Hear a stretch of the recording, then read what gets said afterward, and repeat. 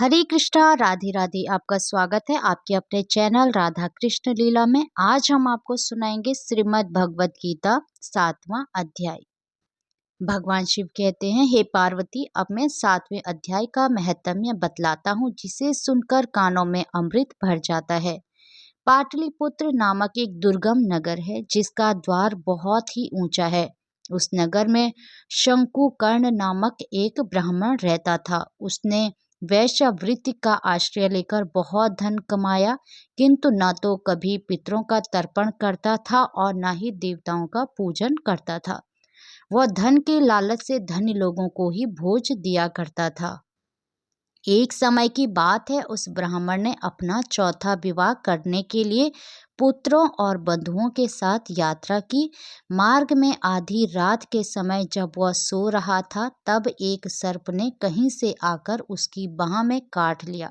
उसके काटते ही ऐसी अवस्था हो गई कि मणि, मंत्र और औषधि आदि से भी उसके शरीर की रक्षा ना हो सके। तत्पश्चात कुछ ही क्षणों में उसके प्राण पैखरू उड़ गए और वह प्रेत बना। फिर बहुत समय के बाद वह प्रेत सर्प योनि में उत्पन्न हुआ। उसका मन धन की वासना में बंधा था। उसने पूर्व वृतांत को स्मरण करके सोचा, मैंने घर के बाहर करोड़ों की संख्या में अपना जो धन गाड़ रखा है, उससे इन पुत्रों को वंचित करके स्वयं ही उसकी रक्षा करूंगा।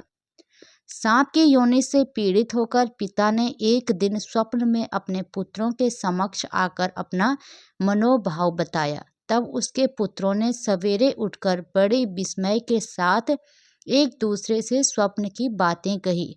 उनमें से मंझला पुत्र कुदाल हाथ में लिए घर से निकला और जहां उसके पिता सर्प योनि धारण करके रहते थे, उस स्थान पर गया।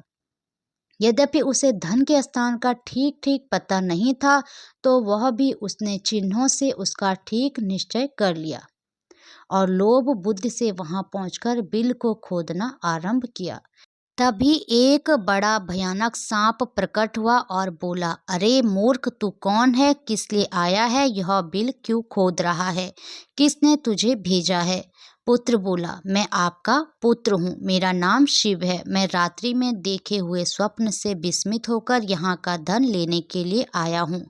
पिता बोला, यदि तू मेरा पुत्र है तो मुझे शीघ्र ही बंधन से मुक्त कर। मैं अपने पूर्व जन्म के गाड़े हुए धन के ही लिए सर्प योनि में उत्पन्न हुआ हूँ। पुत्र बोला, पिताजी, आपकी मुक्ति कैसे होगी, इसका उपाय मुझे बताइए, क्योंकि मैं इस रात में सब लोगों को छोड़कर आपके पास आया हूँ। पिता बोला, बेटा, गीता के अमृत रूपी 7वें अध्याय को छोड़कर मुझे युक्त करने में तीर्थ, दान, तप और यज्ञ भी समर्थ नहीं है।